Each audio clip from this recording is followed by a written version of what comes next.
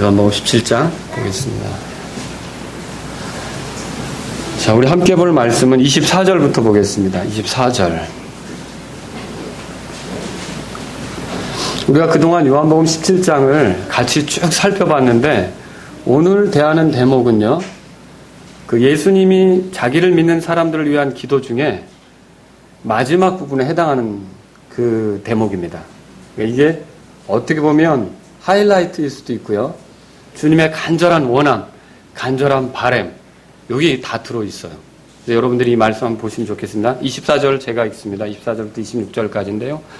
아버지여, 원하건대 아버지께서 내게 주신 자들도 내가 있는 곳에 나와 함께 있게 하사 아버지께서 세상의 창건 이전에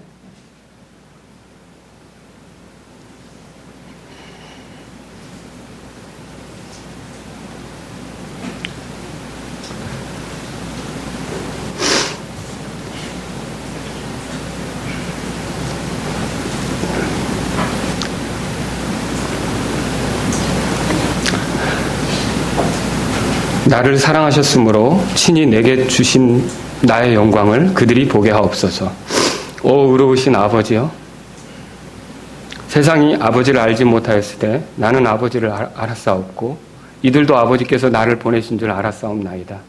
내가 아버지의 이름을 그들에게 밝히 드러내었고 또 드러내리니 이것은 아버지께서 나를 사랑할 때 보여주신 그 사랑이 그들 안에 있게 하고 나도 그들 안에 있게 하려 함이니이다 하시니라. 아멘. 우리가 지금 읽은 그 요한복음 17장 24절은 예수님의 마지막 그 요청, 마지막 기도를 담고 있습니다. 여러분 25절이나 26절도 여전히 기도이긴 한데 이 25절이나 26절은 예수님이 어떤 요청을 한다기보다도 예수님을 믿는 사람들의 특징에 대해서 반복적으로 설명하는 그런 내용들이에요. 여러분이 눈여겨보시면 25절 한번 같이 읽어보죠. 시작. 오 의로우신 아버지여, 세상이 아버지를 알지 못하였을 때 나는 아버지를 알았사옵고 이들도 아버지께서 나를 보내신 줄 알았사옵나이다. 예수님을 따르는 사람들은 예수님이 누군지를 잘 아는 거고 예수님이 하늘의 아버지께서 그들의 구원을 위해 보내신 구주라는 걸 알고 있다는 거죠. 근데 어떻게 보면 이 구절은요, 우리 성경 그 앞에 구절 보면요, 8절 보세요.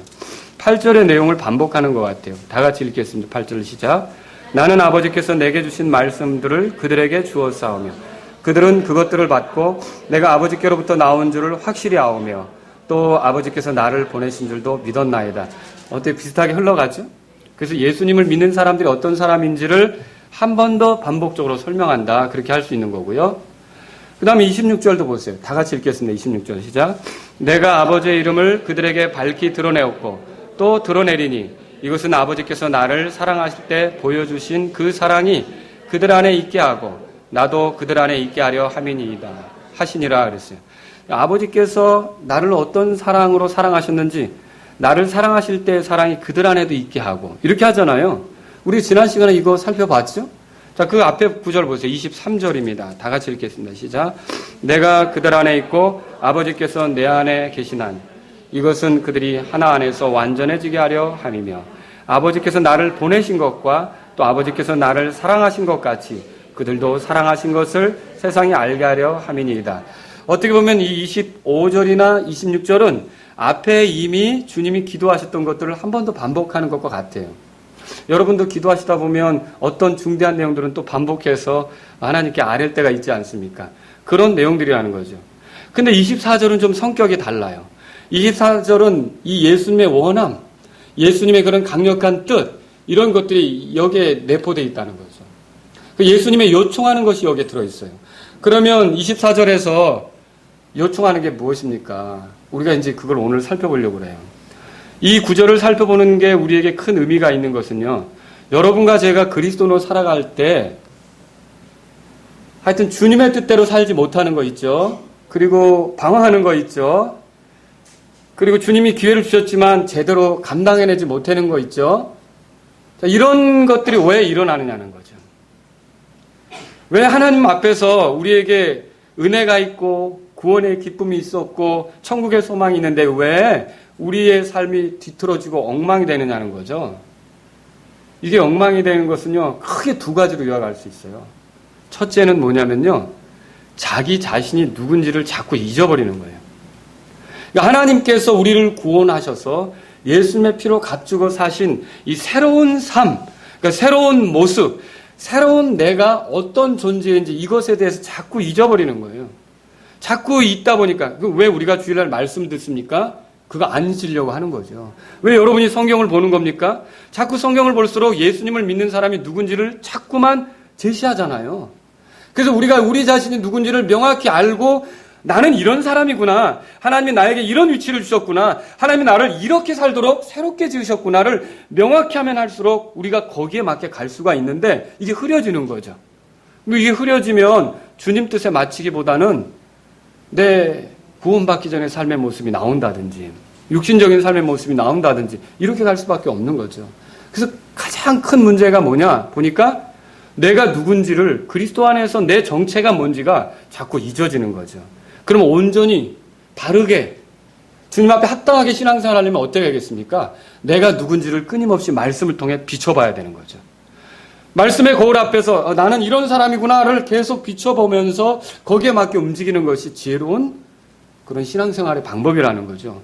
두 번째는 또 뭐냐? 그리스도인들이 왜 이렇게 자꾸 뒤틀어지고 엉망이 되고 곁길로 가고 갈팡질팡하고 하나님 말씀대로 걷지 못할까요?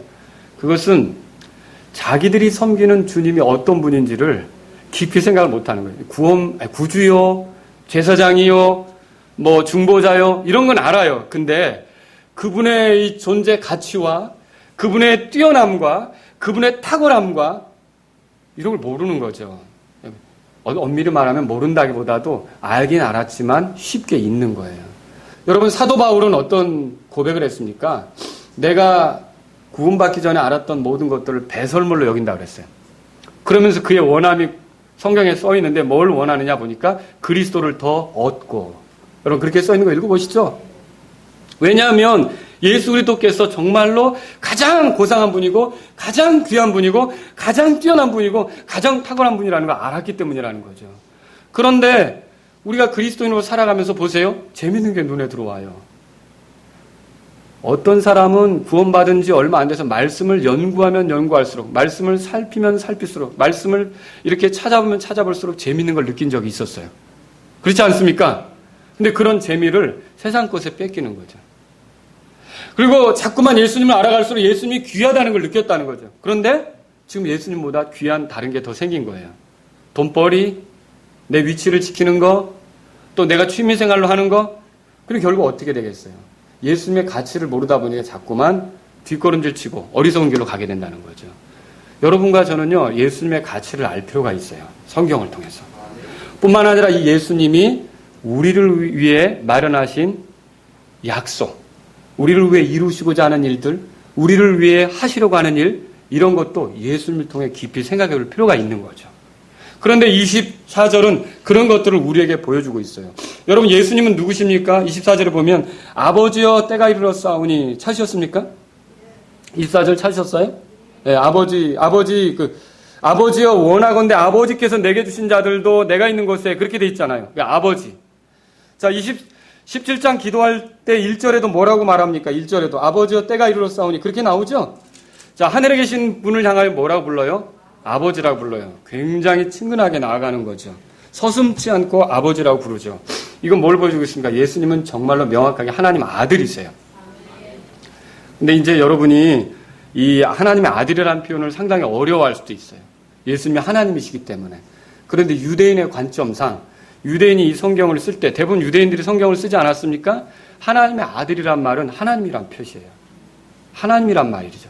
그러면 하늘에 계신 아버지를 향하여 특별하게 아버지여 이렇게 부르면서 자신이 하나님의 아들이심을 명확히 하는 건 다른 말로 하면 예수님이 하나님이시라는 증거예요. 여러분과 저는 예수님이 참 하나님이시라는 걸 믿어야 하는 것이죠. 믿고 있죠. 또 이 기도에서는요, 예수님이 자신이 위하여 기도하는 사람들이 누군지를 말하고 있어요. 24절 보세요. 아버지께서 내게 주신 자들. 그렇게 말하고 있죠. 자, 이건 6절에도 나와요. 함께 읽어보겠습니다. 6절에. 다 같이 읽겠습니다. 시작. 아버지께서 세상에서 내게 주신 사람들에게 내가 아버지의 이름을 나타내었나이다. 그들은 본래 아버지의 것이었는데 아버지께서 그들을 내게 주셨으며 그들은 아버지의 말씀을 지켰나이다. 여러분, 예수님이 지금 위하여 기도하는 사람들을 뭐라고 표현하냐면 세상에서 아버지께서 내게 주신 자들 그렇게 표현하고 있어요. 모든 게 본래 하나님 아버지의 것이라는 걸 알고 있죠. 그런데 죄 때문에 사람이 타락을 해서 이뤄진 자가 된 거죠. 그러나 이뤄진 자가 되었지만 그럼에도 불구하고 하나님께서는 우리가 이뤄진 상태로 멸망하는 걸 원치 않으셔서 이 땅에 구주를 보내셨어요. 예수님을 보내신 거죠. 이 예수님께서 우리의 죄 때문에 십자가에서 희생되시고 우리의 죄값을 지불하시고 피로써 우리가 깨끗하게 되고 용서받게 하시고 그러면서 하나님을 섬길 수 있는, 다시 말하면 이뤄진 자들이지만 하나님께 돌려질 수 있는 그런 기회를 우리에게 주신 거죠. 여러분 믿음을 고백하고 예수님을 구주로 받아들이셨습니까? 그럼 이렇게 아버지께 다시 돌려진 거죠. 아버지께 드려진 거죠. 그런데 이렇게 아버지께 드려질 때 우리가 믿음을 고백했으니까 내가 믿는 거야. 내가 결단했으니까 믿는 거야. 우리나라는 그렇게 생각할지 모르지만 하나님께서 놀라운 섭리와 주권을 가지고 우리를 이렇게 인도하셔서 마침내는 예수님을 구주로 받아들이게끔 이끌어주신 거 여러분 알고 계십니까? 이거는요 놀라운 하나님의 손길이에요. 하나님의 은혜란 말이죠. 이런 은혜로운 배려 속에 여러분과 제가 아들에게 드려진 거예요. 그러니까 아들의 것이 된 거죠. 아들에게 속하게 된 거죠. 저와 여러분들이 구원받은 건 믿음의 고백을 통해 구원받은 게 맞습니다. 그러나 우리가 믿음의 고백으로 구원받았을 때 깨닫는 부분은 뭐냐면 하나님께서 놀랍게 은혜로 내 생애를 인도하셨구나. 사실 일찍 죄 때문에 끝나도 끝나야 될 삶이었는데 다양한 손길을 통해 나를 여기까지 이르도록 인도하셨구나. 여러분 그런 거 깨닫는 적 있습니까? 이런 걸 깨닫는다면요 하나님의 은혜를 찬양하시기 바랍니다. 근데 이런 하나님의 은혜로운 배려 속에 그리스도인이 됐다면 여러분이 그 은혜로운 배려가 어디로까지 우리를 인도하는지 볼 필요가 있다는 거죠. 이 은혜로운 배려가 궁극적으로 우리를 어디에 당도하게 하느냐, 어디에 이르게 하느냐, 이걸 볼 필요가 있는 거죠. 그걸 설명하는 것이 24절이란 말입니다. 여러분 우리가 이 땅을 사는 동안 잘 보세요. 병실에서 죽든지 사고로 죽든지 혹은 순교로 죽든지 궁극적으로 우리가 이르게 될 곳이 있어요. 우리가 어떻게 될지 우리에 대해서 주님이 보여주고 계신 것이 바로 이 구절이에요. 도대체 우리가 어떻게 되느냐는 거죠. 24절 한번 펴보세요. 저는 오늘 두 가지로 말하려고 합니다. 그래서 여러분과 제가 지금 잘 살고 있지만 갑자기 오늘 내가 죽음을 만났을 때 더 살고 싶은 게 많이 있을 수도 있겠죠. 그런 마음이. 근데 오늘 죽음을 만난다면 우리가 어떻게 될 것인가. 그 첫 번째는 다른 게 아니라 예수님과 함께 있게 될 걸 믿으시기 바랍니다. 누구랑 같이 있는다고요? 예수님과 함께 있게 되는 거죠. 이 기도는 단순한 원함이 아니에요. 24절 보세요. 아버지여 원하건대 아버지께서 내게 주신 자들도 내가 있는 곳에 나와 함께 있게 하사 그렇게 돼 있잖아요. 그런데 여러분이 영어 성경을 가지고 계신 분은 잘 보세요. 이 원하건대라고 번역된 이 말이 사실은 이 영어 성경을 보면 어떻게 돼 있냐면 이런 뜻이에요. 내가 반드시 이렇게 할 것인데 그런 의미가 있어요. 여기. 그러니까 영어로 말하면 I will 이렇게 돼 있다고요. 그러면 이 기도를 어떻게 우리가 풀 수 있냐면 이런 거죠. 아버지, 내가 당신이 내게 주신 자들을 내가 있는 곳에 나와 있게 할 것입니다. 그게 나의 원함입니다. 이렇게 말하는 걸 하는 거죠. 그러면 저와 여러분들이 이 세상을 떠날 때 예수님과 우리가 함께 있도록 강력하게 원하고 그걸 이루실 분이 누구라는 뜻입니까? 예수님이에요. 그러면 우리가 죽음을 맞이하는 순간 고생했다 라고 우리를 강력하게 취하셔서 자신 있는 곳에 두실 분이 누구라고요? 예수님이. 그걸 하겠다는 거예요. 그렇게 할 거고 그게 내 원함입니다. 이렇게 말씀드리는 것과 같다는 거죠. 이 구절이에요. 자, 이런 강력한 의지 안에서 우리가 세상을 떠나는 날 주님이 계신 곳으로 우리가 갈 거예요. 어디로 간다고요? 주님이 계신 곳. 여러분은요, 알 수 없는 곳으로 끌려가는 게 아닙니다. 죽으면 어디로 가나 막 다 그렇게 헤매는 사람들도 있어요. 우리는 알 수 없는 곳으로 가는 게 아니라 주님이 계신 곳으로 갑니다. 또 우리는 불타는 지옥으로 가는 것 더더욱 아닙니다. 우리는 주님이 계신 곳으로 갑니다. 슬피 울며 이를 가는 곳으로 가는 게 아니라 주님이 계신 곳으로 간다는 거죠. 여러분 주님이 계신 곳으로 가는 소망이 있으십니까? 네, 오늘 내 인생이 끝나면 우리는 누구와 함께 있게 되느냐? 예수님과 함께 있어요. 곧바로 예수님과 함께 있게 되는 거예요. 떠돌아다닐 필요도 없어요. 어떤 사람은 또 떠돌아다니고 무슨 연수를 채운다고 가르치기도 하더라고요. 그렇지 않습니다. 십자가에 못 박혔던 강도에게 예수님이 뭐라고 말씀하셨어요? 그날 그 강도 두 사람이 못 박혔는데 한 강도는 자기 죄를 인정했고 예수님이 죄 없이 죽는 것도 인정했고 그분이 왕국을 가져올 뿐이라는 것, 메시아라는 것도 인정했고 그 명패에 쓴 그대로 유대인 말, 그렇죠? 또 뭐 라틴 말, 헬라 말 이렇게 해서 거기에 이는 유대인의 왕이라고 쓴 그 명패가 있었잖아요. 예수님을 믿고 예수님에게 당신이 왕국에 들어오실 때 저를 좀 기억해달라고 이렇게 말했을 때 예수님 뭐라 그랬어요? 연옥에 갔다가 와야 된다. 이렇게 하셨어요? 아, 네가 그렇게 살고 어딜 거기 올라 그러냐. 한 30년을 헤매다가 와야 될 것 같다. 이렇게 했어요? 성경에 뭐라고 써 있어요? 내가 오늘 나와 함께 낙원에 있으리라. 그 말은 무슨 뜻입니까? 이 십자가의 강도가 죽음을 맞이한 그날 다리도 꺾이고 목숨이 이루어졌지만 그는 그 순간으로 누구와 함께 있는 겁니까? 예, 죽으신. 그래서 낙원으로 가신 예수님과 같이 있게 되는 거죠. 근데 똑같이 우리도 마찬가지예요. 우리가 오늘 여러분이 어떤 방식으로 죽을지 모르지만 죽으면 누구와 함께 있게 된다고요? 예수님과 함께 되는 걸 믿으시기 바랍니다. 돌맞아 죽어가던 스데반 어떤 일이 벌어졌습니까? 성경을 읽어보니까 예수님이 일어서셔서 맞이하셨어요. 성경 읽어보셨죠? 주의 성도가 오는 것에 대해서 육체는 피투성이가 돼서 이제 생명을 잃었지만 육체는 그저 이제 고깃덩어리가 되었지만 그의 혼은 하늘 문이 열리고 예수님께서 일어서신 걸 보면서 예수님을 향해 나아갔던 거죠. 스데반은 그 이후로 어떻게 되었을까요? 예수님과 함께 있게 되었던 거예요. 제가 이 말씀을 드리는 건 여러분과 제가 오늘 이 세상을 떠나게 되면 누구와 함께 있게 된다고요? 예수님과 함께 있게 되는 걸 믿으시라는 거죠. 또 여러분과 저는요. 장차 그리스도인이라면 우리가 그리스도인이라면 장차 죽음 이후에 주님이 계신 곳에 있을 것인데 한번 성경 보세요. 24절에 이렇게 돼 있죠. 아버지의 원하건대 아버지께서 내게 주신 자들도 내가 있는 곳에 나와 함께 있게 하사 그렇게 돼 있어요. 내가 있는 곳에 나와 함께 있게 하사. 그러니까 이 기도를 보면요. 지금도 여러분과 제가 예수님과 함께 있고 싶어서 안달할 수도 있어요. 빨리 천국 가야지 뭐. 근데 어떻게 보면 우리보다 더 그런 뜻을 가지고 있고 우리를 그렇게 이끌려고 하시는 분이 누구라고요? 예수님이죠. 예수님이 그렇게 하시려고 하는 거예요. 그런데 여러분 천국이 좋은 곳이라고 하는데 천국은 왜 좋은 곳입니까? 맞아요. 주님이 계신 곳이에요. 지옥은 왜 그렇게 끔찍한 곳입니까? 주님이 계시지 않는다는 거죠. 물론 주님은 어디나 계시지만 제가 주님이 계시지 않는다는 표현을 어떻게 쓰고 싶으냐면 주님이 돌아보시지 않고 긍휼도 베푸시지 않고 호의도 베푸시지 않고 외면하시고 철저히 상관치 않으시고 이게 바로 지옥이라는 거죠. 사실 불 속에 들어가도요. 주님만 함께 하시면 문제 없습니다. 여러분 그거 믿으십니까? 그곳이 하늘이든 땅속이든 그곳이 저 땅끝이든 어떤 도시 한복판이든 주님과 함께라면 문제가 없다는 거죠. 불 속에 들어가도요. 주님과 함께라면 문제가 없는 표시가 성경에 나와요. 다니엘의 세 친구가 불 속에 들어갔지만 하나님의 아들이 함께했을 때 머리털 끝 하나도 손상되지 않았던 거예요. 여러분 그러니까 우리에게 정말 기다려지는 소망이 뭡니까? 좋은 집, 좋은 장소, 좋은 맑은 공기, 비염 때문에 고생했는데 예수 믿고 좋은 것. 이게 아니라 누구를 만나는 게 우리에게 가장 큰 복이에요. 예수님이라는 거죠.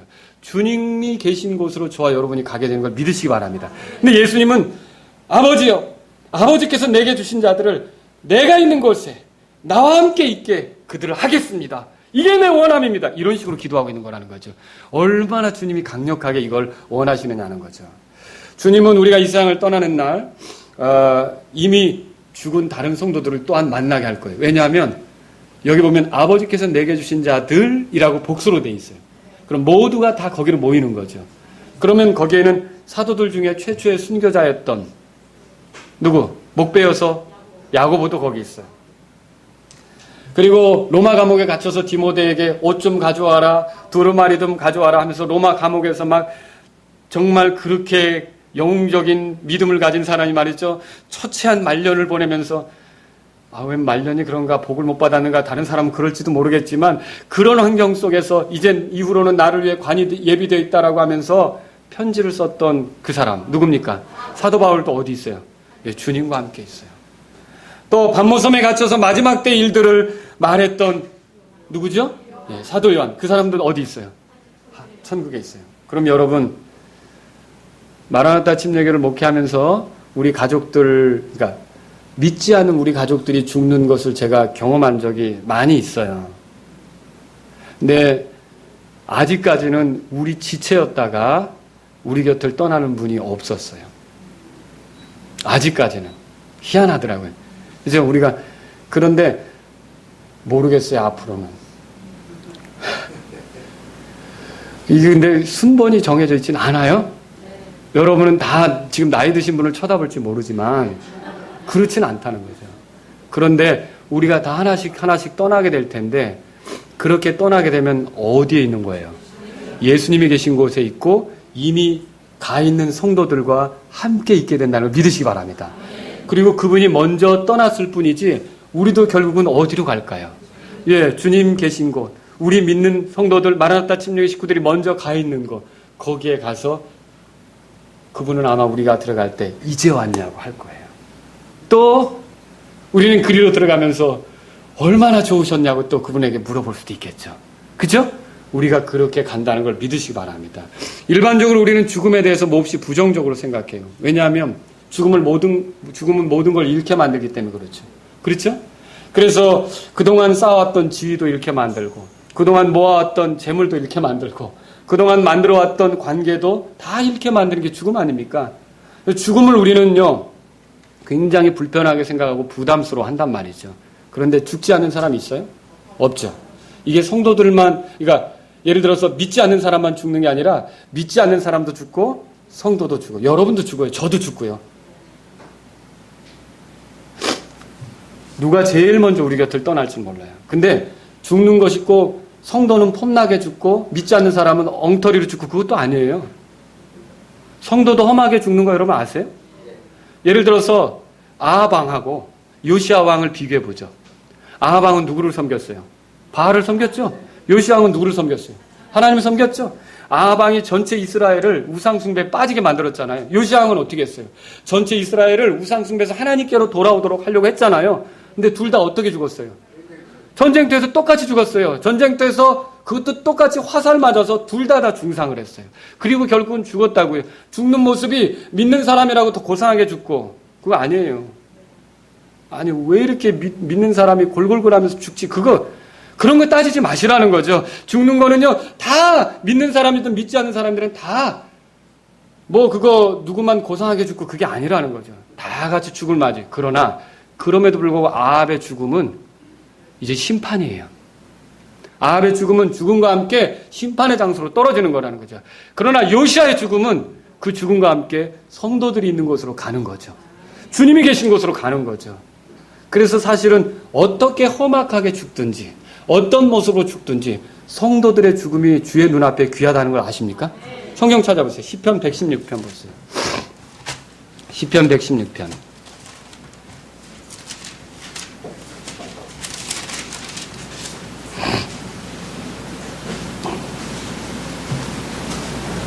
자, 15절 보세요. 15절 다 같이 읽겠습니다.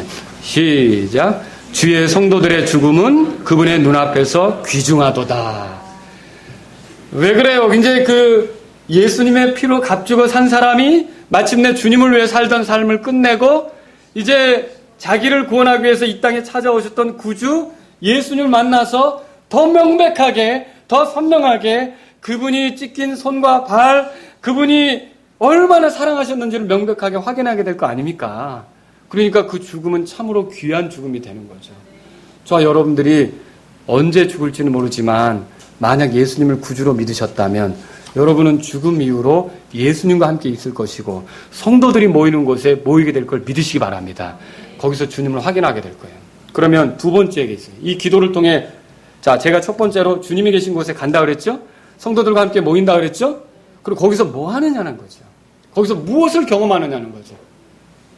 어떤 분들은 되게 재미없을 거라고 얘기해요. 무슨 놀이를 할 것인가?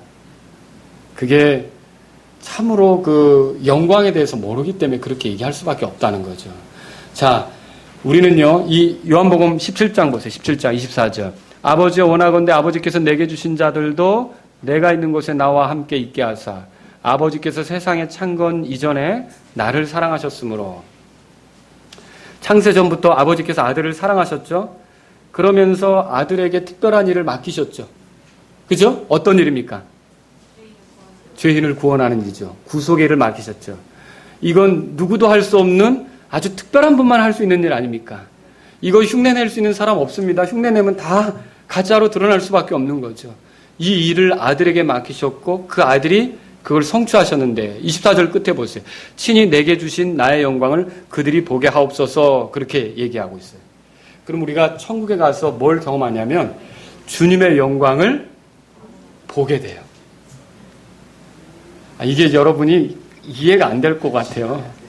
지금 제가 이 말하는 것도 한계가 있고요. 주님의 영광을 보는 거예요. 여러분, 아이들 데려가는데 아이들도 뭔가 자기 눈에 들어오면 엄마 안 따라오고 그것만 쳐다보고 있어. 이렇게 끌어야 될 때가 있어요. 그렇죠? 자기 눈에 너무 좋은 게 있으면 그렇게 빠져버린다는 거죠. 여러분, 경치를 보고 눈을 떼기가 싫어가지고 너무 아름다워서 빠져드는 경우 있죠? 막 이렇게 정말 멋진 광경이 있으면 한없이 바라보고 싶은 거 있죠? 그렇죠? 자, 이거는 하나의, 그러니까 그 영광에 비하면 아무것도 아니에요. 근데 여러분이 그 하늘나라에 갔을 때, 이제 예수님을 만났을 때 그분의 영광을 볼 때, 그런 표현은 안 되겠죠. 옛날에 둘이 먹다가 하나가 죽어도 모른다 그랬는데, 여러 사람이 둘이 보다가 하나가 어떻게 돼도 다른 사람 신경 안 쓰듯이 무슨 얘기냐면, 이 예수님의 영광에 빠져들어서 너무너무나 그 아름답고, 너무너무나 뛰어나고, 너무너무나, 제 말로 다 설명을 할 수 없는데, 그걸 여러분이 보게 되는 순간, 진짜 다른 것에 이렇게 큰 어떤 모든 걸 잊어버리게 되고, 관심이 사라지게 되고, 말로 할 수 없는 그 영광에 빠져들게 되는 거죠. 근데 이 영광이 어떤 거냐? 영광이 어떤 거냐? 여기서 말하는 영광은 창조주로서 하나님으로서의 갖는 영광이 아닙니다. 하나님으로서 예수님의 영광이 있죠. 있죠. 하나님으로서 예수님이 갖는 영광이 있다는 거죠. 근데 하나님으로서 갖는 영광은 누가 준 거예요? 스스로 갖는 거예요. 스스로 갖는 거죠. 근데 여기 성경 구절을 보세요. 24절에. 여기 뭐라냐면 내게 주신 나의 영광 찾으셨습니까? 누가 이 영광을 준 거예요? 아버지께서 준 거죠. 그러니까 이 영광은요, 본래 하나님으로서 갖는 영광이 아니라 그리스도는 누구냐? 하나님이시면서 동시에 사람이 되셨잖아요. 그 왜 사람이 되셨습니까? 우리를 구원하시기 위해 사람이 되신 거 아닙니까? 자, 그분이 성육하셔서 죄 없이 사셨고, 하나님을 온전히 기쁘게 하는 완벽한 그런 모습을 드러내셨고, 희생물이 되어서 인간을 위한 완전한 구원자가 되셨고, 부활로서 죄와 사망의 권세를 완전히 이기셨고, 그리고 그 어떤 이름보다 뛰어난 이름을 가져서 하늘의 지극히 높은 곳에 그분이 좌정하셔서 가장 높은 곳에 가장 존귀한 분으로, 가장 뛰어난 분으로 거기 있는 것을 대면할 때 여러분이 그때 경험하는 그 주님의 영광은요, 하나님이시지만 사람이 되셔서 취할 수 있는 완전한 영광을 보게 되는 거죠. 이 땅에서는 전혀 볼 수 없었어요. 여러분들이 오해하시면 안 돼요. 가장 거룩하게 사는 사람이 목사님이 아니겠느냐. 그것이 오해예요, 오해. 그리고 가장 좀 완벽하게 이렇게 주님 뜻대로 사는 사람이 교회 오래 다닌 사람이 아니겠느냐. 그것도 오해예요. 우리들은 다 그만해요. 그거 인정하십니까? 우리 중에 아무리 하나님 말씀대로 산다고 몸부림쳐봐야 이게 빛이 말하자면 그냥 가물가물한 그런 빛들이에요, 전부 다. 그런데 우리가 볼 수 없었던 완전한 빛, 완전한 영광, 완전한 아름다움, 하나님을 완전히 기쁘게 한 것을 거기서 예수님을 통해 만나는 거죠. 이 땅에선 전혀 구경할 수도 없었던, 이것이 참으로 인간이 창조된 그 본래 목적대로 완전히 살으신 그 예수님, 죄 없이 거룩하게 살으신 예수님, 하나님의 영광을 온전히 드러내신 그 예수님, 구원자로서 인간으로서 완전히 드러내신 그 예수님을 거기서 대면할 때 여러분은 이거였구나. 이게 원래 내가 살아가야 될 모습이었는데 세상에서 이렇게 살지 못해서 나를 구원하려고 온 거구나. 이런 영광에 이르게 하려고 원래 창조한 건데 그게 안 돼서 나를 구원하시기 위해 예수님을 보낸 거구나. 여러분 거기서 예수님 보면서 감탄하고 노래하지 않을 수 없어요. 이게 입이 안 다물어질 수도 있고요. 조심하세요. 눈이 막 깜빡깜빡 어떻게 될지 몰라요, 거기서. 엄청난 영광 속에 여러분이 있게 된다는 거예요. 이걸 어떻게 설명할 수 있냐면, 미인인 여자가 있어요. 미인인 여자를 바라보는 건 부인들은 대답이 없어요. 내 남편이 미인인 여자를 바라봤다. 죄예요? 죄가 아니에요. 이 큰일 났네, 이거. 아니, 뭐, 바라본 게, 그리고, 바라본 건 죄가 아니죠. 그죠? 아니, 눈이 있어서 들어왔는데 어떻게 해요? 그런데 갑자기, 와, 정말 이쁘다, 이런 얘기를 했어요. 그건 또요. 그것도 표현이죠. 아, 이쁜 걸 이쁘다고 해야지, 못생겼네, 이럴 수는 없잖아요. 진짜 미인인데, 그죠? 그것도 정직한 거죠. 그런데, 거기까지는 좋았는데, 나중에 이제 아내 몰래 전화번호를 따러 갔어요. 그러면 그땐 뭐가 되는 거예요? 그건 죄죠. 그건 죄죠. 자, 이렇게 미인인 여자가 있다 생각해보세요. 근데 화장도 안 했고요. 그걸 뭐라 그러죠? 자연미인이라고 그러나요? 뭐 쌩얼이라고 그러죠. 들어보셨죠? 진짜 그렇게 이쁜데 이 사람이 남편을 잘 만나서 정말 헤어스타일도 잘 꾸미고요. 몸에 향수도 좋은 걸 쓰고요. 화장도 기가 막히게 하고요. 아주 정숙한 드레스까지 입었어요. 원래 미인인데 거기다 또 공을 들여가지고 그렇게 해버렸어요. 그러면 어떻게 보일까요? 가는데 그런 여자가 옆으로 싹 지나간다. 자기 남편하고 같이 팔짱 끼고. 그러면 정영재님 볼 거예요, 안 볼 거예요? 아니, 여러분, 그래, 눈이 갈까요, 안 갈까요? 가겠죠? 그리고 그냥, 야, 되게 아름답다. 이렇게 나올 거 아닙니까? 제가 지금 이런 얘기를 했는데 예수님의 영광이 그거예요. 원래 하나님으로서도 영광스러운 거예요. 그렇죠? 근데 그분이 인간으로 이 땅에 오셔가지고 여러분 인간이 될 때 영만 인간이 됐어요? 육체까지도 인간이 된 거예요. 육체까지 완전한 사람이 되신 거죠. 부활하실 때는 어떻게 됐어요? 육체를 그냥 포기하시고 하나님으로 돌아가신 거예요. 영원한 육체가 되신 거예요. 영원한 육체가 되셨죠. 무슨 육체예요? 부활한 육체 아닙니까? 영광이 가득한 육체가 된 거 아닙니까? 그래서 사실 예수님이 어떤 육체를 가질 건지를 변화산에서 이미 보여주셨어요. 그래서 변화산에서 예수님을 빛 가운데서 본 거 여러분 아시죠? 그 말할 수 없는 빛 가운데 거하는 영광스러운 주님을 제자들이 본 거라는 거죠. 그러니까 이 예수님의 영광이라고 하는 건 그냥 하나님으로서의 영광도 뛰어난데 거기다가 우리의 구속사역을 이루시고자 죄가 없이 인간으로서 완전하게 살면서 거룩하게 살면서 다른 사람을 위한 완전한 구원자가 되면서 그분을 의존하지 않고는 살 수 없도록 그렇게 명백하게 선명하게 십자가의 사건을 통해 구원을 이루어 놓으시고 하늘에 올라가서 그분이 딱 계신 걸 볼 때 마치 모든 것들을 더 잘 치장해서 화려하게 되는 것처럼 말할 수 없는 영광 가운데 그분이 계실 거라는 거죠. 놀라운 일 아닙니까?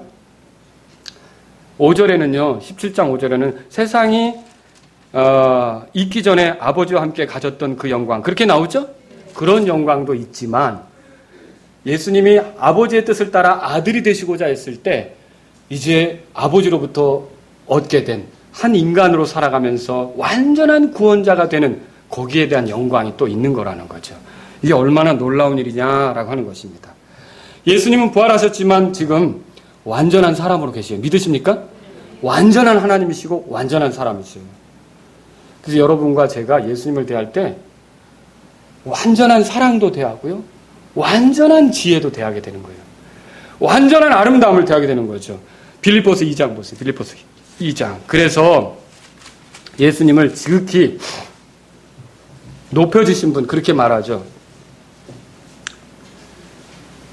제 언어에는 한계가 많고요. 표현하는 데는 부족함이 많습니다. 여러분이 조금이라도 이해하시면 좋겠는데 9절 보세요. 그러므로 하나님께서도 자 앞에는 십자가 사건 나오죠. 하나님께서 그분을 높이 올리시고 모든 이름 위에 있는 이름을 그분에게 주사. 그럼 가장 뛰어난 이름이에요. 여러분 예수의 이름은 가장 귀한 이름입니다. 존귀한 이름이에요. 뛰어난 이름이에요. 탁월한 이름이에요. 권능 있는 이름이에요. 지혜가 들어있는 이름이에요. 구원이 들어있는 이름이에요. 사랑이 들어있는 이름이에요. 소망의 이름이죠. 예수님의 이름 때문에 제가 예수님으로 인하여 살아난 거 아닙니까? 예수님은 존귀한 이름이세요. 그런데 보세요. 10절에 하늘에 있는 것들과 땅에 있는 것들과 땅 아래에 있는 것들의 모든 무릎이 또 뭐라고 돼 있어요? 예수라는 이름에 굴복하게 하시고 가장 존귀한 영광이죠. 또 모든 혀가 예수 그리스도는 주시라고 시인하여 하나님 아버지께 영광을 돌리게 하셨느니라. 자, 예수님은 이렇게 말씀하시는 거예요. 기도하는 거죠. 아버지, 저는 아버지께서 내게 주신 자들로 하여금 내가 아버지께서 내게 주신 영광, 그래서 내가 갖게 된 이 영광을 나의 그 믿는 자들이 보도록 할 것입니다. 보도록 할 것입니다. 이게 내 원함입니다. 이렇게 기도하고 있는 것과 같다는 거죠. 그런데 놀라운 건요, 여러분. 단지 우리가 예수님의 영광만 보고 우와 감탄하는 게 아니라 여기 놀라운 것을 설명해 드리려고 해요. 그건 뭐냐면요, 이런 거예요. 자, 이 완전한 사람으로서 드러낼 수 있는 그 예수님이 가지신 영광 있지요? 이 영광이 결국 여러분의 것이 될 거라는 거죠. 그러니까 이 땅에서는 아우 저 형제는 안 그런 줄 알았는데 야, 저 형제도 별 수 없더구만. 저 자매는 안 그런 줄 알았는데 아휴 저 자매 왜 저러지? 막 이렇게 하면 서로 막 상처를 주고 받으면서 이런 얘기를 했던 그분들이요, 거기서 예수님의 영광을 다 취해서 예수님의 영광을 보면서 같이 서게 될 때, 야, 여러분, 말할 수 없을 것입니다. 감격하고 찬양하고. 자, 특별히 우리가 부활하는 순간 다 그걸 취하게 될 텐데. 어떻게 되겠습니까? 고린도전서 15장. 저랑 부지런히 성경 몇 구절 찾아보죠. 고린도전서 15장. 궁극적으로 우리가 그렇게 돼요. 그래서 우리가 예수님의 영광을 보지만 부활과 함께 우리가 그 주님과 같은 육체를 가지면서 그런 영광을 취하게 되죠. 15장 51절 보세요. 보라, 내가 너에게 한 가지 신비를 보이노니. 신비? 예. 말로 이렇게 설명하기 어려운 부분이 있지만 분명히 사실인 거예요. 신비. 우리가 다 잠자지 아니하고 마지막 나팔 소리가 날 때 눈 깜짝할 사이에 순식간에 다 변화되리라. 여러분, 변화되는 거예요. 그죠? 이게 있어요. 나팔 소리가 나면 죽은 자들이 썩지 아니할 것으로 일어나고 우리가 변화되리니. 여러분, 썩어가는 거 쳐다보고 싶습니까? 이 장미꽃도 진짜 이쁠 때는요, 하고 코가 가요. 그런데 이파리 끝이 상하고요, 쭈글쭈글해지고요, 이게 그 색깔이 원래대로 안 나오면서 막 이렇게 되면 그런 장미꽃 놓고도 하는 경우 있어요? 그건 왠지 지나치게 돼요. 그렇지 않습니까? 그런데 여기 보세요. 우리가 부활하는 순간 정말 썩지 않는 육체를 갖고요, 예수님의 그 부활하신 몸같이 그렇게 된다는 거죠. 얼마나 놀라운 일입니까? 그래서 54절 다 같이 읽겠습니다. 시작. 그리하여 이 썩을 것이 썩지 아니함을 입고 이 죽을 것이 죽지 아니함을 입을 때에는 기록된 바 사망이 승리 가운데 삼켜졌도다 하신 말씀이 성취돼. 여러분, 그러면 왜 죽죠? 물론 죄 때문에 죽어요. 그런데 결국 육체적으로는 노화라는 게 있기 때문에 죽는 거 아닙니까? 노화가 뭐예요? 늙어가는 거 아닙니까? 그러면 부활한 육체는 늙어갈까요? 그럼 이 말은 다시 말하면 꽃으로 비유한다면 시드는 거예요? 안 시드는 거예요? 여러분이 영원히 안 시드는 사람이 되는 거예요. 영원히 안 시들어버리는 거예요. 생각만 해보세요. 그 꽃은 조화가 아닌데도 항상 그렇게 피어있는 꽃을 보면 여러분들은 신기하다 그럴 거예요. 그런 꽃이 있다면 온 세상에 다니면서 보라고. 안 시드는 꽃이 있다고 막 자랑할 거란 말이죠. 근데 그런 사람 있어요, 없어요? 없잖아요. 그런데 말하자면 우리가 썩지 않는 육체를 입는데 그렇게 영원히 안 시드는 꽃같이 조화가 아니고 진짜 생명이 있는데도 안 시드는 그런 죽지 않은, 썩지 않는, 병들지 않는 그런 사람이 되는 게 우리에게 남아있어요. 우리가 주님과 함께 있다가 그걸 경험하는 거예요. 부활의 순간에. 얼마나 놀라운 일입니까? 또 찾아보세요. 데살로니가전서 4장. 데살로니가전서 4장 15절에서 17절 보세요. 우리가 주의 말씀으로 너에게 이것을 말하노니, 이거 주님의 말씀이에요. 곧 주께서 오실 때까지 살아서 남아있는 우리가 결코 잠자는 자들보다 앞서지 못하리라. 무슨 말이냐면 주님이 공중에 오실 때 만나는 순서는 죽은 자들이 먼저 주님을 만나는 거고 그 다음에 살아서 남아있는 자들이 주님을 만나게 된다는 거죠. 16절 주께서 호령과 천사장의 음성과 하나님의 나팔 소리와 함께 친히 하늘로부터 내려오시리니 그리스도 안에서 죽은 자들이 먼저 일어나고, 자 17절 다 같이 시작. 그 뒤에 살아서 남아있는 우리가 그들과 함께 구름들 속으로 채어 올라가 공중에서 주를 만나리라. 그리하여 우리가 항상 주와 함께 있으리라. 그래서 우리가 주님이 오시면 그러면 사실은 이 표현도 참 재밌어요. 여기 성경에 보세요. 성경에 보시면 14절이에요. 다 같이 읽겠습니다. 시작. 우리가 예수님께서 죽으셨다가 다시 일어나셨음을 믿을진데 그와 같이 예수님 안에서 잠자는 자들도 하나님께서 그분과 함께 데려오시리라. 이 성경이 참 재밌어요. 정확해요. 자, 구원받고 죽은 사람은 이 다음에 주님이 오실 때 데려온다는 표현을 쓰고 있어요. 여기 데려오시리라 그러잖아요. 그죠? 데려온다는 표현을 쓰고 있어요. 왜 이렇게 표현을 쓸까요? 그들은 이미 몸은 땅에 묻어뒀지만 혼으로는 주님이 계신 곳에 가 있는 거예요. 주님과 함께 있는 거예요. 다만 자신의 육체를 취하려고 올 뿐이라는 거죠. 그래서 그때 그들이 그러니까 우리가 그 예수님과 함께 있게 되면 어느 때 반드시 우리 육체를 되찾는 날이 있어요.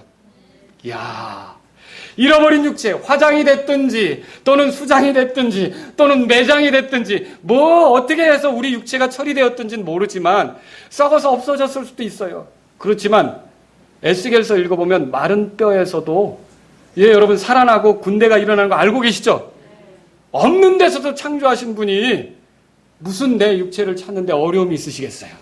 결국 그분이 내 육체를 다시 찾으시는데 내가 찾아서 그것을 취할 수 있게 하시는데 이렇게 되면 이 육체는 그 썩지 않는 육체, 죽지 않는 육체, 영원한 육체가 되는 걸 믿으시기 바랍니다. 이것이 우리에게 있다는 거예요. 그러면 이때 예수님처럼 되는데 얼마나 영광스럽게 되겠느냐는 거죠. 성경에 찾아보세요. 빌립보서 3장.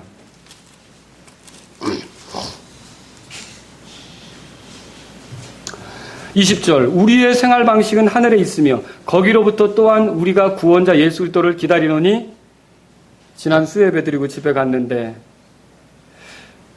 주님 빨리 오셨으면 좋겠어요 라고 애들이 얘기를 하는 거예요. 얘들이 이상한데 좀 그런데 이제 저기 둘째가 그러는 거예요. 근데 해놓은 게 없어서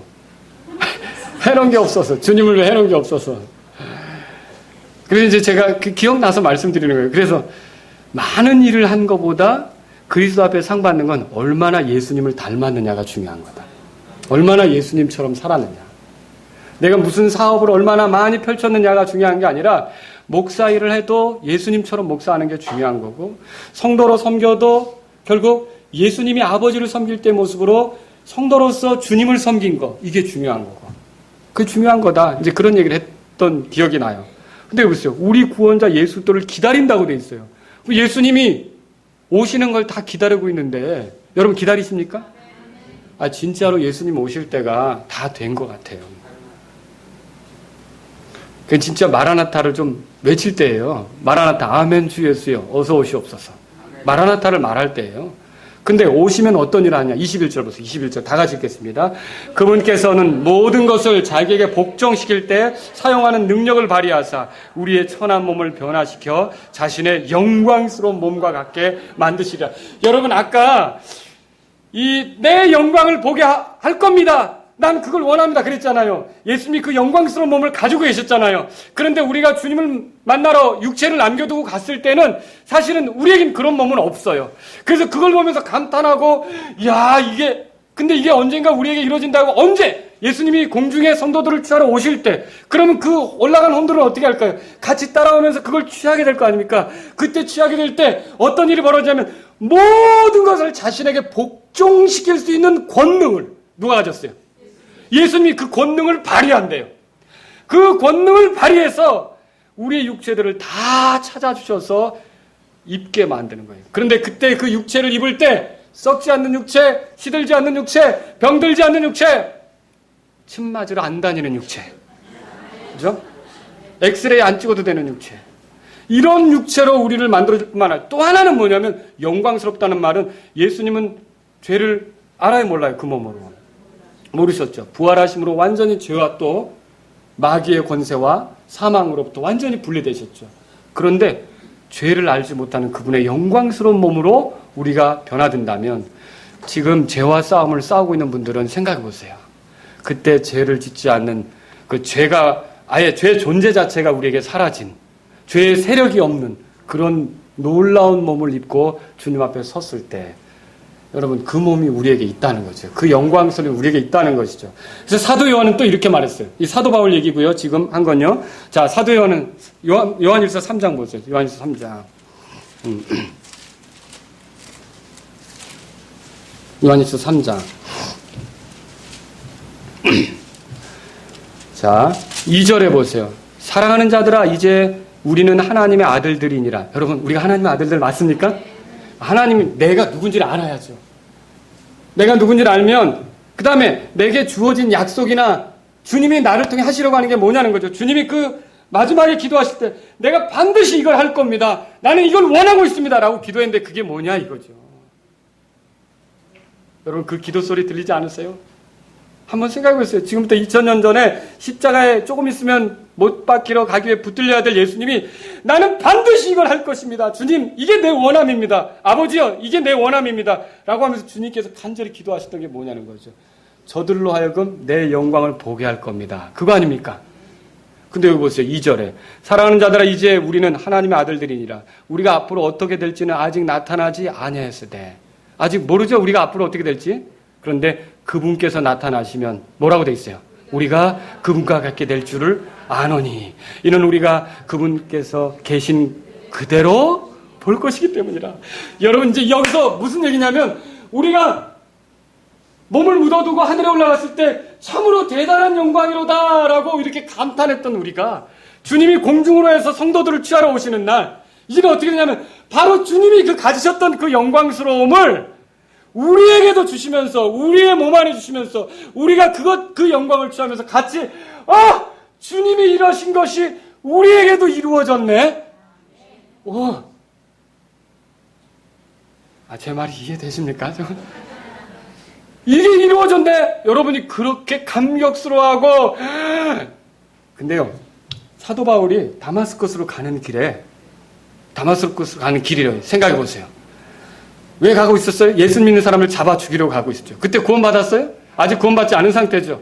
가고 있는데 갑자기 예수님이 나타났어요. 예수님이 영광 중에 빛으로 나타나신 거 아닙니까? 그때 사도 바울은 어땠어요? 사울이었죠, 그때? 눈 멀었어요. 그걸 볼 수 있었어요? 죄인은 볼 수가 없었다고요. 누가 감히 예수님의 영광을 보냐는 거죠. 죄인은 볼 수 없어요. 눈 멀어버려요. 죄인은 볼 수 없다는 거죠. 그런데 사도 바울이 이제 편지에 뭐라고 썼냐면 구원받고 나서는 내가 그 영광을 볼 거라는 거죠. 그럼 이게 뭡니까? 감히 죄인으로서는 구경도 할 수 없는 것, 감히 죄인으로서는 얼씬도 할 수 없는 것, 감히 죄인으로서는 더러운 상태에 있기 때문에 생각도 할 수 없는 것, 그 뛰어나고 탁월한 영광의 그 분, 그 존재를 마주대하여 아련하면서 그분께 영광을 돌리고, 그런데 그분만이 그런 영광이 있는 게 아니라 부활을 통해서 우리까지도 어떻게 해요? 그분처럼 변화된 영광을 가지고서 주님과 함께 영원히 사는 걸 생각해 보시라는 거죠. 예수님이 나는 이것을 할 것입니다. 이게 내 원함입니다. 라고 아버지께 간절히 기도한다면 죄에 더럽혀지고 세상의 것에 빠져 살고 구원해 주셨지만 엉뚱한 데 가고 여기 기웃거리고 저기 기웃거리면서 주님의 뜻에 맞춰 살지 못했던 여러분 구원 받으신 거 맞죠? 그렇다면 그렇게 영광스럽게 되는 날이 있다는 것을 생각하시고요. 오늘 좀 거기에 맞춰 돌아가자는 거죠. 거기에 맞춰 돌이키자는 거죠. 하나님을 보고 살 자 있습니까? 하늘에 계신 예수님, 그분은 하나님이시면서 동시에 사람이잖아요. 누가 하나님을 보고 삽니까? 하나님을 보고 살 자가 없어요. 도대체 그 영광 중에 계신 하나님, 영광 중에 계신 사람, 예수님을 누가 보고 살겠습니까? 의로운 자는 없나니 단 한 사람도 없다 그랬는데 누가 감히 하나님하고 같이 앉아서 나도 하나님처럼 그런 존재입니다라고 말할 수가 있습니까? 그런데 예수님은 우리를 죄에서 건져서 하나님의 영광의 어떠함을 드러내실 뿐만 아니라 우리가 하나님처럼 절대적이지는 않지만 결국 예수님 안에서 예수님이 아버지로부터 얻은 영광, 이것들을 우리가 같이 나눠서 가장 인간다운 모습, 가장 사람다운 모습, 가장 거룩한 모습, 가장 사랑이 넘치는 모습, 가장 지혜로운 모습, 가장 기쁨이 가득하고 가장 평안이 넘치고 가장 행복한 그 모습으로 우리를 세우신다고 생각한다면 여러분, 그게 우리 앞에 기다리고 있어요. 지금 불량식품 같은 이 세상의 것들이 한눈 팔 게 아니라는 거죠. 더 좋은 것이 기다리고 있다는 거죠. 그렇다면 오늘 지금 여러분이 이 말씀을 들었을 때 자다가 깰 때가 되었다는 거죠. 여러분, 돌이킬 수 있기를 주의 이름으로 바랍니다. 오늘 이 말씀을 통해서 여러분에게 두 가지를 적용시켜드리려고 합니다. 하나는 뭐냐면 자주 내가 궁극적으로 이르게 될 이 영광에 대해서 생각하라는 거죠. 영광스러운 주님을 만날 것에 대해서 생각하라는 거죠. 가장 영광스러운 자리에 이르게 하시는데 내가 거기에 걸맞게 가고 있는지, 어차피 그 영광에 이를 거니까. 여러분, 그건 귀한 은혜를 예비하시고 주시려는 주님에게 모독적인 삶이라는 거죠. 그것이 아니라 우리가 우리를 위해 놀라운 위치를 준비해 두신 그 하나님의 섭리와 주권 앞에서 우리가 겸손하게 나를 그런 데까지 세우다니. 여러분 보세요. 아버지가 세자로 세웠으면 세자가 세자답게 걸을 때 아버지가 걱정을 안 하는 거예요. 그죠? 이 녀석이 글 공부도 하는군. 화살도 좀 쏘고 말타기도 좀 하는군. 이놈이 이렇게 하면서 그 자기 아들에 대해서 세자로 세웠을 때 그게 기쁨이 되는 거죠. 세자로 세웠는데 맨날 친구들하고 딱지치기나 하고 어디 놀러 가면서 여시나 빨려고 하고 이렇게 하면 왕인 아버지가 어떻게 했어요? 나 짐이 힘이 걱정이 되는구나. 이렇게 되겠죠. 그렇죠? 여러분, 우리가 하나님을 섬기는 것이 바로 주님은 나를 그런 위치에 세우려고 한 거라면, 이거 내가 감히 이룰 수 없는 이런 황송한 위치에 나를 세우셨다면 내가 거기에 그 영광에 걸맞게 죄를 멀리하고 거룩하게 주님 뜻에 맞게 가자. 이런 마음을 품으실 수 있기를 주의 이름으로 바랍니다. 두 번째로 내가 궁극적으로 이르게 될 모습을 계획하신 예수님을 생각하세요. 그분은 그것을 위해 이 땅에 찾아오셨어요. 거룩하게 사셨고요. 자기 목숨을 대속물로 내주셨어요. 피를 흘려주셨어요. 죽으시고 묻히셨다가 또 부활하셨어요. 하늘에 올라가서 그리고요. 지속적으로 우리를 위해 변화하고 계세요. 왜 이렇게 하시는 겁니까? 강력하게 그 일을 하고 싶으신 거예요. 여러분과 저를요. 그런 영광스러운 위치에 세우려고 하시는 거죠. 이게 예수님이 십자가에서 자기 자신을 기꺼이 내주실 때의 그 간절한 열망이었어요. 여러분의 소원은 뭡니까? 복권 터지는 거, 사업 잘 되는 거, 큰 집으로 이사 가는 거, 돈 많이 버는 거. 근데 예수님의 소원은 뭐였냐면요. 저와 여러분들을 반드시 그 위치에 세우는 거예요. 아버지여, 나는 이것을 할 겁니다. 내가 십자가에서 죽고 묻히고 부활하고 그리고 승천해서 저들을 위해 끝까지 변호하면서 저들을 마침내 내가 모든 걸 복종할 수 있는 권한을 발휘해서 저들을 나처럼 되게 할 겁니다. 이게 예수님의 원함이었다면 예수님의 피로 구원받았다는 우리가 어떻게 살아야겠습니까? 그 원함이 내 원함이 될 수 있기를 주의 이름으로 바랍니다. 그 원함으로 살 수 있기를 주의 이름으로 바랍니다.